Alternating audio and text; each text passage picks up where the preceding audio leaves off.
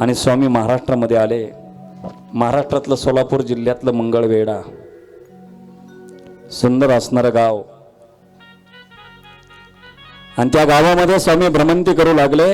आणि माझ्या स्वामीच्या नावानं सगळीकडे असणारा जय जयकार होऊ लागला. स्वामी तुझ्या नावानं फुलातून परिमळ दरवळतो. स्वामी तुझ्या नावानं फुलातून परिमळ दरवळतो. लाख पाखरांचा थवा पहाटेच झाडावर किलबिलतो. कोणती शक्ती, कोणती श्रद्धा, कोणती शक्ती, कोणती श्रद्धा. तुझा हात स्वामी संसार जगाचा सावरतो. स्वामी तुझ्या नावानं फुलातून परिमळ दरवळतो.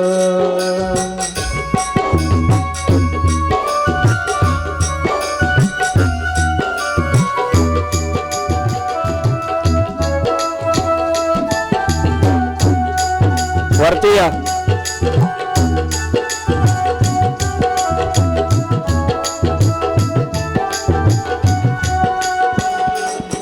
आत्माराम स्वामी गुरु परब्रह्म हेची नारायण.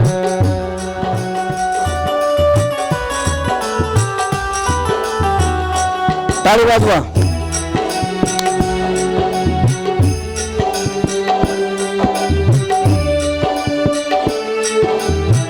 बारीक.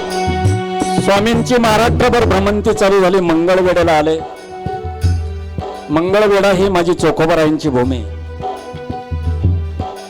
हाडाने विठ्ठल विठ्ठल म्हणणारे चोखोबाराया. आजही तुम्ही पंढरपूरला गेल्यानंतर तिथे तुम्हाला 2 भक्तीच्या पायऱ्या दिसतील. पहिली भक्तीची पायरी माझ्या चोखोबारायांची हो. का? माझ्या असणाऱ्या समर्थांचं मन. कारण स्वामी समर्थ हेच पांडुरंग आहे, लक्षात राहू द्या. चोखोबारायाने जशी भक्ती केली तशी अनेकांनी असणार. रानावनातून माझे स्वामी पळायचे. कोणी म्हणायचं वेडा बाबा आहे, कोणाच्याही ताटातलं खायचे.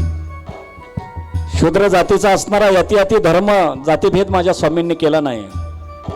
हा जातीभेद तुम्ही आम्ही करतो. सर्वांना माऊलीसारखी आईसारखी प्रेम करणारी माझी जगाची सावली आहे.